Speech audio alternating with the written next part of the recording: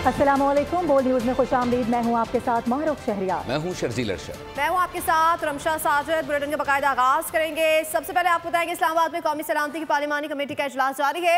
इजलास से वज़ीर आज़म, वज़ीर दिफा Khawaja Asif, army chief general Asim Munir और DG/ISI आसिम मलिक समेत अहम सियासी और अस्करी क़यादत शरीक है। आर्मी चीफ आसिम मुनीर ने इन कैमरा इजलास को तकरीबन 1 घंटा तफसीली ब्रीफिंग दी। बलूचिस्तान और KPK में दहशत गर्दी की ताज़ा लहर और अफगानिस्तान के किरदार से आगाह किया है। आपको अपडेट कर रहे हैं इस हवाले से। आर्मी चीफ आसिम मुनीर ने कैमरा इजलास को तकरीबन 1 घंटे ब्रीफिंग दी है। इस्लामाबाद में कौमी सलामती की पार्लिमानी कमेटी का इजलास जारी है। मज़ीद जान लेते हैं आपको इस हवाले से नुमाइंदा बोरिस अली शेर से। डिप्टी ब्यूरो चीफ अली शेर ने हमें ज्वाइन किया। जी अली शेर, बताइएगा क्या डिटेल्स आ रही है इस हवाले से। जी, पार्लियामेंट हाउस में पाकिस्तान के इंतहाई अहम समझा जाए कि आज का दिन है, जिसमें आर्मी चीफ जनरल सैयद हाफिज़ आसिम मुनीर जो हैं, उन्होंने DG/MO काशिफ अब्दुल्ला ने ब्रीफिंग दी है पार्लियामेंट की उस कौमी सलामती कमेटी को, जिसमें बलूचिस्तान और खैबर पख्तूनख्वा की जो सूरत हाल है, ख़ास तौर पे दहशत गर्दी की जो ताज़ा लहर है, उसमें किसका क्या किरदार है। DG/MO जो हैं, उन्होंने मगरबी सरहद जो है ईरान से लेकर अफ़गानिस्तान तक, उसके ऊपर कितनी खिलाफ वर्जियाँ की गई हैं दोनों तरफ से और दहशत गर्दों का आना जाना किस तरह से होता है, उस सारी सूरत हाल पर ब्रीफिंग दी है और किस तरह से उन ममालिक के जो DG/MOs हैं उनके साथ ये मामला उठाया गया है। इसी तरह मशरक़ी सरहद के हवाले से जो सिक्योरिटी की सूरत हाल है उस पर भी DG/MO ने आगाह किया है।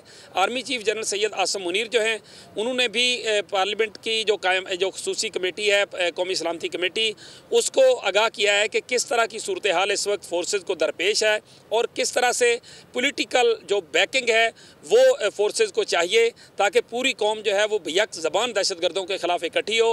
नमाज ज़ोहर का वक्फा किया गया था, तकरीबन 55 मिनट से 1 घंटा तक आर्मी चीफ ने ब्रीफ किया। इससे पहले अली अमीन गंडापुर की जानिब से तजवीज़ भी पेश की गई हैं, तो वो तजवीज़ क्या सामने आ रही हैं?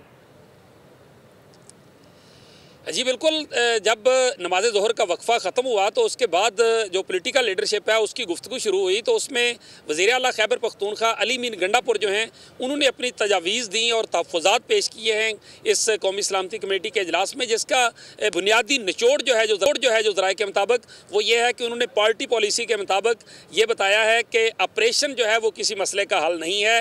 ऑपरेशन सिर्फ उस सूरत में होना चाहिए जब इंतहाई ज़रूरी हो जाए डेटरेंस के तौर पे, लेकिन तरजीह अव्वल जो है वो बातचीत को दिया जाना चाहिए। खैबर पख्तूनख्वा में भी, अफ़गानिस्तान के साथ भी और बलूचिस्तान में भी उन्होंने सरदार अख्तर जान मैंगल, डॉक्टर मालिक, महमूद खान अचकज़ई, इस तरह के जो नाराज़ बलूचिस्तान के रहनुमा हैं उनके साथ बातचीत करने पर जोर दिया है और उन पे ये बात कही है कि जब तक इनसे बात करेंगे जो दहशत गर्द हैं उनको और जो पोलिटिकल लीडर हैं जो आईने पाकिस्तान पर यकीन रखते हैं उनको अलग अलग नहीं करेंगे, उस वक्त तक जो है कामयाबी होना जो है वो मुमकिन नहीं होता। उन्होंने बातचीत पे जोर दिया है और उसके बाद आगाह करे थे। आपका शुक्रिया। और वज़ीर आज़म ने बलूचिस्तान और खैबर पख्तूनख्वा में सिक्योरिटी सूरत हाल पर तशवीश का इजहार कर दिया है। कौमी सलामती से मुतालिक पार्लिमानी कमेटी का इजलास से खिताब में उन्होंने कहा कि मुल्क को दहशत गर्दी से पाक करने के लिए दहशत गर्दों का आखिरी हद तक पीछा किया जाएगा। अच्छा होता अगर अपोजिशन के दोस्त भी अहम इजलास में शरीक होते। वज़ीर आज़म ने पंजाब हुकूमत के हेल्थ प्रोग्राम की बंदिश को पिछली हुकूमत की कारस्तानी करार दे दिया। तकरीब से खिताब में बोले, सियासत पर बात नहीं करना चाहता, लेकिन जब हमारी हुकूमत ख़त्म की गई और अगली हुकूमत आई तो उसने हमारे बनाए हुए हेल्थ के खुद इन्हिसार और ख़ुदकार प्रोग्राम को बर्बाद कर दिया। इस्लामाबाद में जिना मेडिकल सेंटर खोलने जा रहे हैं, PKLI इस हवाले से काम कर रही है। कोई सियासी बात नहीं करना चाहता, लेकिन अफसोस का इजहार है कि जब हमारी हुकूमत ख़त्म की गई उसके बाद एक हुकूमत आई तो उन्होंने इस प्रोग्राम का इस तरह से ख़ात्मा कर दिया कि ये जो निज़ाम बिल्कुल ऑटोनमस था, इंडिपेंडेंट था, उसको वापस उनको जनरल अस्पतालों में इसको मुंतकिल कर दिया, जिसका बेपनाह नुकसान हुआ। बारकैफ वो एक अलग बात है। अब मैं समझता हूँ कि दोबारा मौजूदा पंजाब हुकूमत ने उसको सही खतूत पर दोबारा इस्तवार किया है। मुस्तफ़ा कमाल ने कराची खदमात को देखते हुए सेहत की वजारत सौंपी है। वज़ीर आज़म का मुस्तफ़ा कमाल पर भरपूर एतमाद का इजहार। कहा उम्मीद है कि साबिक मेयर कराची इस ओहदे पर भी जिम्मेदारियाँ अच्छे तरीके से निभाएंगे। मेयर है और उन्होंने कराची के मेयर, उस ज़माने में हम जलावतनी में थे तो जलावतनी में इनकी ख़बरें पढ़ते थे बहुत मेहनत से उन्होंने वहाँ पर काम किया और यही वजह है कि मैं इनको बतौर डोर जानता हूँ। इस महकमे को मैंने इनको हवाले किया है ताकि ये इंशाअल्लाह ये तमाम मंसूबे, तमाम इनिशिएटिव्स दिन रात एक करके अपनी टीम के साथ यकीनन ये ख्वाब शर्मिंदा ताबीर होगा। नवाज शरीफ के दौर में दहशतगर्दी ख़त्म हो गई थी, आज फिर दहशतगर्दी ने सर उठा लिया है। तमाम जमातें सर जोड़कर बैठ गई हैं। वज़ीर इत्तलात पंजाब अज़मा बुखारी ने कहा है कि दहशतगर्दी के मसले पर आज तहरीके बॉयकॉट किसी के साथ नहीं बैठी। इसका क्या मतलब है? अरबों रुपए दिए जाने के बावजूद केपी में सिटी भी नहीं बनी। खैबर पख्तूनख्वा में लोग रातों को निकल नहीं सकते। कौमी सलामती कमेटी का इजलास हो रहा है जिसके अंदर तमाम पॉलिटिकल पार्टीज़ जो हैं जिनको पाकिस्तान से, पाकिस्तान के अवाम की तहफ़्फ़ुज़ से जिससे ताल्लुक़ रखते हैं वो तमाम लोग वहाँ मौजूद हैं। और एक तहरीके बाइकआउट है जिसका काम ही पूरी पाकिस्तान की जितनी उनकी पॉलिटिकल हिस्ट्री है उनका काम है बाइकआउट करना। उनकी अकड़, उनका तकब्बुर, उनकी नाक, वो शायद पाकिस्तान से अपने आप को ऊपर समझते हैं बिकॉज इनका एजेंडा पाकिस्तान का, पाकिस्तान की अवाम का जानो माल का तहफ़्फ़ुज़, पाकिस्तान की सिक्योरिटी को जो दरपेश मसाइल हैं, पाकिस्तान के खिलाफ जो साजिशें हो रही हैं उन तमाम को जो है वो देखना नहीं है। इनका एजेंडा पाकिस्तान में इंस्टेबिलिटी है, इनका एजेंडा पाकिस्तान में पोलराइजेशन है। अपोजिशन में थे तब भी वो कहते होते थे कि तालिबान हमारे भाई हैं। जो ज़मान पाक के बाहर आपको वही दहशतगर्द जो सदारती माफ़ी पे छूटे थे वो इमरान खान की सिक्योरिटी करते हुए पेट्रोल बम जो है वो बनाना और चलाना सिखाते हुए पूरी दुनिया ने देखा। सिक्योरिटी कमेटी की मीटिंग में ना जाने का फैसला पार्टी का है। बतौर चेयरमैन भी इख्तियार नहीं कि अकेले फैसला कर सकूं। बैरिस्टर गौहर ने मीडिया से गुफ्तगू में कहा कि पार्टी ने कुछ शराइत रखी थी कि पहले बानी से मुलाकात कराई जाए। इसके लिए ख़त भी लिखा था। दहशतगर्दी पर कोई सियासत नहीं होनी चाहिए, सबको मुत्तहिद होना चाहिए। मैं इवन अगर मैं चेयरमैन भी हूँ तो मेरे पास कोई ऐसा इख्तियार नहीं है कि मैं सिंगल पर्सन फैसला कर लूँ। मैंने ज़रूर कहा था और मेरी ख्वाहिश ज़रूर थी लेकिन जो फैसला हो जाए। आपकी बात ठीक है, मैंने कहा था लेकिन पार्टी जब फैसला करे तो पार्टी का फैसला। पार्टी मुकद्दम है या पाकिस्तान मुकद्दम? पाकिस्तान ही मुकद्दम है, पाकिस्तान ही का है, लेकिन पार्टी ने कुछ कंडीशंस रखी कि पहले खान साहब के साथ मुलाकात और फिर कहे। ये तो हमने लेटर भी लिखा। दहशतगर्दी में कोई दो राय नहीं होने चाहिए, इसमें कोई पॉलिटिक्स नहीं होनी चाहिए। दहशतगर्दी से सबको यूनाइट होना चाहिए, वन नैरेटिव होना चाहिए और सब इकट्ठे लड़ें। ये पाकिस्तान का काज है, ये मुल्क और कौम का काज है। पाकिस्तान रहेगा तो सब लोग अपना रोल प्ले करेंगे।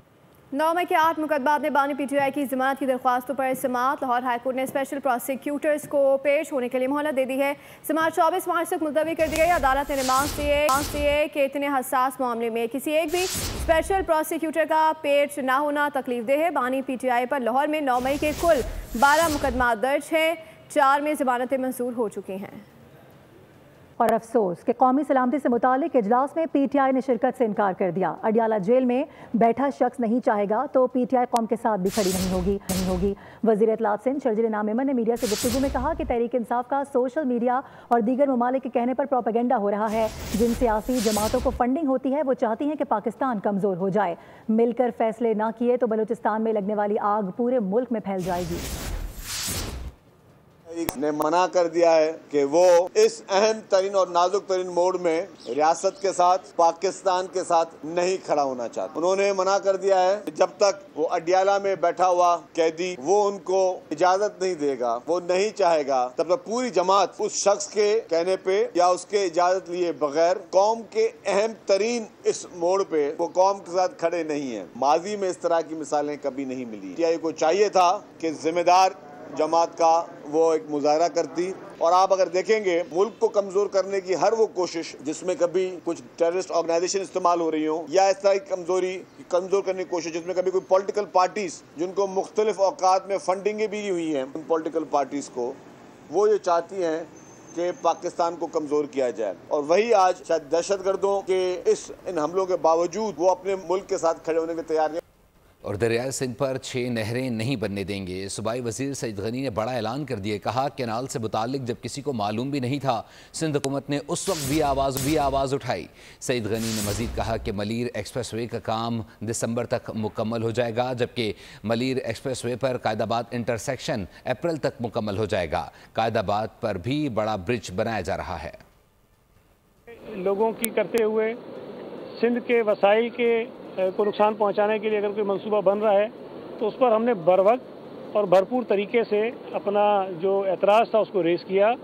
और ये जो हमारे मुखालिफिन ये कह रहे हैं कि जी पीपल्स पार्टी और सिंध हुकूमत इस पर कुछ नहीं कर रही थी और उन्होंने एहतजाज किया और उसके बाद से ये काम शुरू हुआ, तो मैं ये बात वाज़ेह कर दूं कि इन कैनाल्स के मुतालिक जब किसी को पता भी नहीं था कि इस किस्म का कोई मंसूबा है, उस वक्त सिंध हुकूमत ने इस पर आवाज़ उठाना शुरू की थी। अमीर जमात इस्लामी हाफिज ज़ैमुर रहमान ने बिजली कीमत में फौरी कमी का मुतालबा कर दिया। कहा कि 60 सफ़ात के इश्तिहार देकर अगर ये समझते हैं कि लोग बेवकूफ़ बन जाएंगे तो ये इनकी खुशफहमी है। पानी के हवाले से इत्तेफाक राय पैदा करने के बजाय नाइंसाफ़ी हो रही है। 17 बरसों से सिंध की हाकिम पीपल्स पार्टी इस्टेब्लिशमेंट की A1 पार्टी है।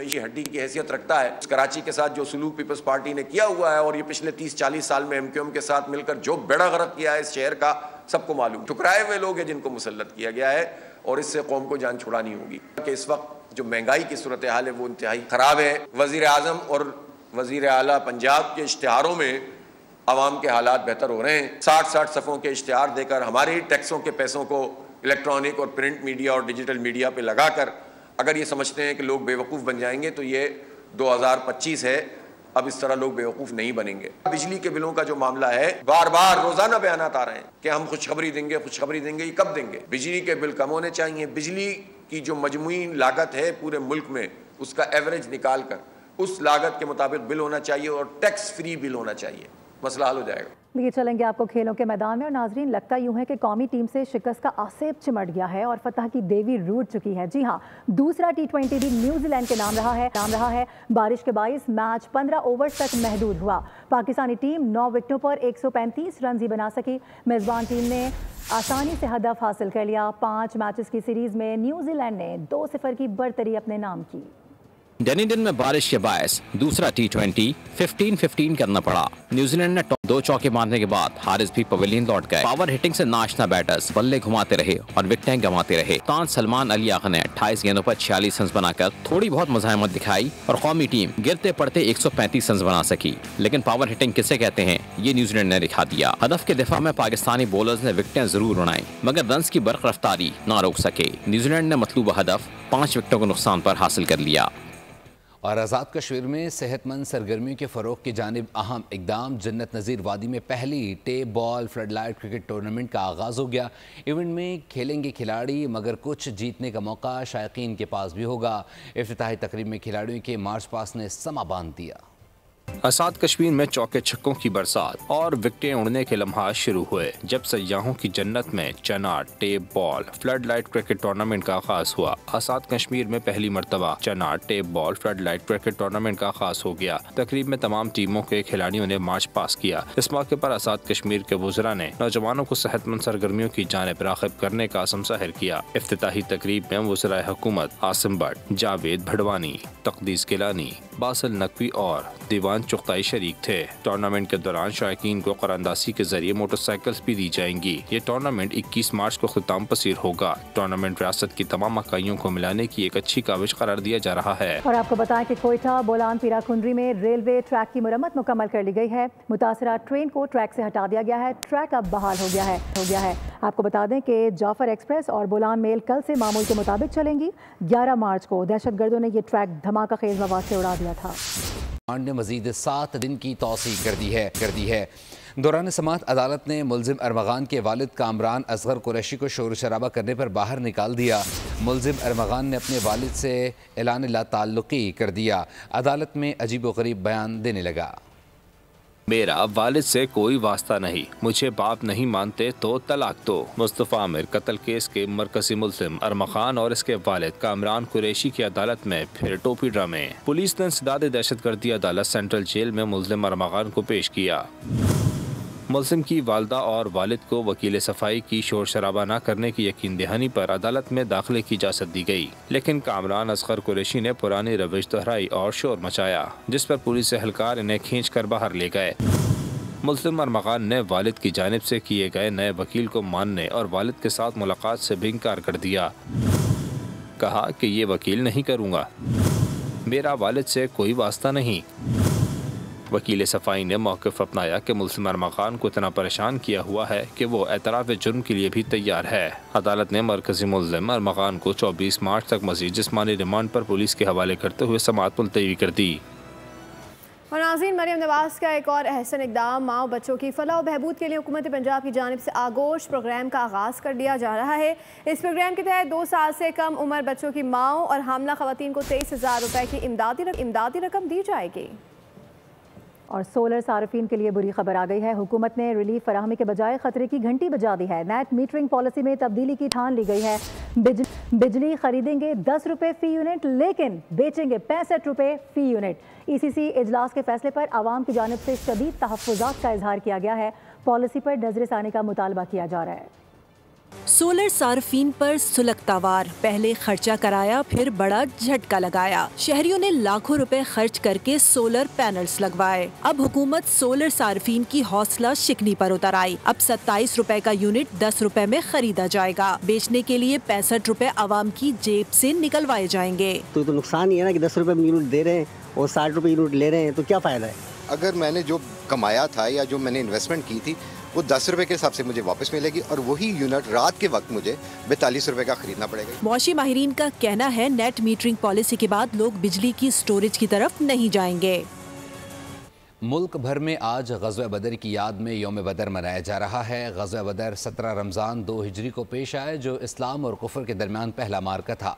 इस ग़ज़वे की बदौलत ख़ित्ते अरब में मुसलमानों ने कम तादाद में होने के बावजूद जज्बे ईमानी से कुफ्र को पाश पाश कर दिया। आज उम्मुल मोमिनीन हज़रत आयशा सिद्दीक़ा का यौम वफ़ात मनाया जा रहा है। आप सल्लल्लाहु अलैहि वसल्लम ने 17 रमज़ान 58 हिजरी के रोज़ 66 साल की उम्र में इस दार फ़ानी से पर्दा फरमाया था। रिवायत के मुताबिक हज़रत आयशा रज़ी अल्लाह तआला अन्हा हिजरत से 3 बरस कबल हुज़ूर अकरम सल्लल्लाहु अलैहि वसल्लम से रिश्ता अज़दवाज पे मुंसलिक हुई। इस वक्त उनकी उम्र 9 साल थी। आपकी इस्लाम के लिए खिदमत काबिल कदर है। नबी पाक की वफ़ात के बाद आपने उनके हदीस और अहकामात का प्रचार किया और उम्मत मुस्लिमा के लिए मशअल की हिदायत साबित हुई। और अब आपको बताएं कि हुकूमत सिंध ने यौम अली रज़ी अल्लाह तआला अन्हु के मौके पर 22 मार्च को तालीमी इदारों में तातील का ऐलान कर दिया है। तमाम सरकारी और निजी स्कूलों और कॉलेजेस में तातील होगी। सूबाई महकमा तालीम ने नोटिफिकेशन जारी कर दिया है। दामादे रसूल अल्लाह सल्लल्लाहु अलैहि वसल्लम हैदर कर्रार हज़रत अली रज़ी अल्लाह तआला अन्हु का यौम शहादत अक़ीदत व एहतराम से मनाने के लिए सिक्योरिटी के खुसूसी इंतज़ामात किए गए हैं। इसी के साथ बुलेटिन से फिलहाल इतना ही। मज़ीद खबरों और अपडेट्स के लिए विजिट कीजिए हमारी वेबसाइट bolnews.com और देखते रहिए बोल। सब्सक्राइब करें और बेल दबाएं ताकि कोई खबर रह न जाए।